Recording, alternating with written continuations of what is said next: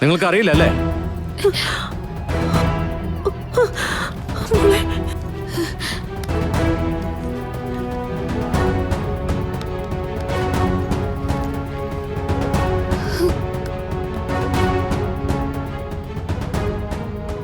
ഇതിനാണ് നിങ്ങൾ പോലീസിനെ ബുദ്ധിമുട്ടിച്ചത്. ഇത് നിങ്ങൾക്ക് തന്നെ കാര്യം ചെക്ക് ചെയ്യായിരുന്നില്ലേ? സർ, ഞാൻ ഒരിക്കലും ഇത് പ്രതീക്ഷിച്ചില്ല സർ. എപ്പോഴാ പണം എടുത്ത് മാറ്റിയത്? എന്ത് ചെയ്യാനാണ് നിങ്ങളുടെ ഉദ്ദേശം? ഞാൻ എടുത്തിട്ടില്ല സർ. ഇത് എന്റെ ബാഗിൽ എങ്ങനെ വന്നു എനിക്കറിയില്ല. എന്റെ അമ്മ അങ്ങനെയൊന്നും ചെയ്യില്ല സർ. ഇത് അമ്മ ആരും ചതിച്ചതാ. ചതിച്ചു എന്ന് പറഞ്ഞ ഈ വീട്ടിലുള്ള ആരോ? ഒന്നെങ്കിൽ ഇവര് അല്ലെങ്കിൽ ഇയാള്. ആരോപണം എന്താണെന്ന് കേട്ടല്ലോ നിങ്ങൾക്ക് എന്താ പറയാനുള്ളത്? സർ, എന്റെ പണം അവളുടെ ബാഗിൽ കൊണ്ടുവയ്ക്കേണ്ട കാര്യം എനിക്കുണ്ടോ? ഇതെന്റെ അനിയൻകുട്ടനെ ജാമ്യത്തിലെടുക്കാൻ വേണ്ടി ഞാൻ കൊണ്ടുവന്നു വെച്ച പണം അത്. ഞാനായിട്ട് അങ്ങനെ ഒരു കാര്യം ചെയ്യുമോ സാർ? ഞാനിവിടെ ഉണ്ടായിരുന്നില്ലെന്ന് പറഞ്ഞല്ലോ സാർ. കേട്ടല്ലോ, സത്യവതിയുടെ മൊഴിയിൽ നിന്ന് പണം കൈക്കലാക്കി ബോധപൂർവം നിങ്ങൾ നിങ്ങളുടെ ബാഗിൽ വെച്ചതാണ്. അല്ല സർ, ഞാൻ ഇന്ന് വരെ ഒരാളുടെ ഒരു പൈസ പോലും ആഗ്രഹിച്ചിട്ടില്ല സർ. ഇതെങ്ങനെ എന്റെ ബാഗിൽ വന്നെന്ന് എനിക്ക് അറിയില്ല സർ. സർ, ചതിച്ചതാണെന്ന വാദം ഞാൻ അംഗീകരിക്കാം. പക്ഷേ ചതിച്ചത് ആരാണെന്ന് നിങ്ങൾ ചൂണ്ടിക്കാണിക്കണം. അങ്ങനെയാണെങ്കിൽ അവരെ അറസ്റ്റ് ചെയ്യും, അല്ലെങ്കിൽ നിങ്ങളെ മാത്രം എനിക്ക് കൊണ്ടുപോകേണ്ടി വരും. അയ്യോ അരുത് സർ, അങ്ങനെ ചെയ്യരുത്.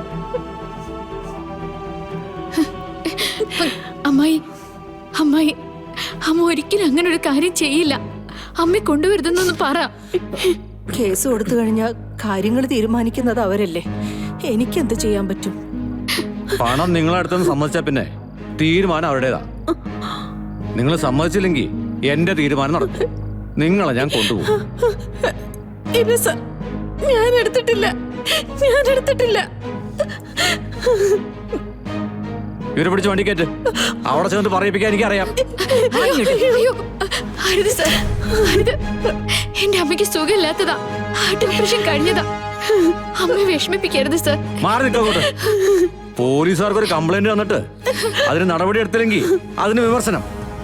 പോലീസുകാരോട് ഡ്യൂട്ടി ചെയ്യാൻ വന്ന തടസ്സം നിൽക്കല്. മാറിക്ക അങ്ങോട്ട്. WPC.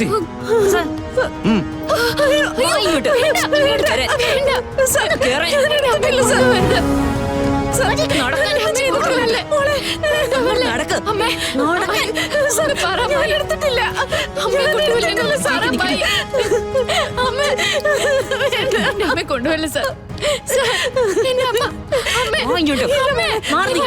കൊണ്ടുപോവാൻ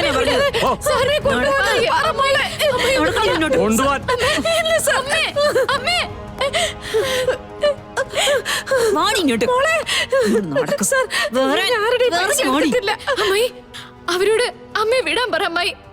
അമ്മയ്ക്ക് സുഖമില്ലാത്തതാ. എന്റെ അമ്മയ്ക്ക് ഇനി എന്തെങ്കിലും സംഭവിച്ചു പോവും അമ്മായി. എനിക്കിവിടെ സ്വസ്ഥായിട്ട് ജീവിക്കണ്ടേ?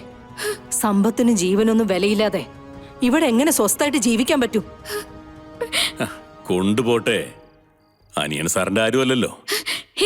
എന്റെ അമ്മയാ. മോളെ കൃഷ്ണൻ, അനിയൻ നിന്നെ അവളെ ഏൽപ്പിച്ചു എന്നുള്ളത് സത്യ. നിന്നെ അവള് കൊണ്ടു നടന്ന് വളർത്തി വലുതാക്കിയിട്ടുണ്ട്. അതിന്റെ കൂലിയാ അവളിപ്പോ തട്ടിപ്പറിച്ചെടുക്കുന്നത്.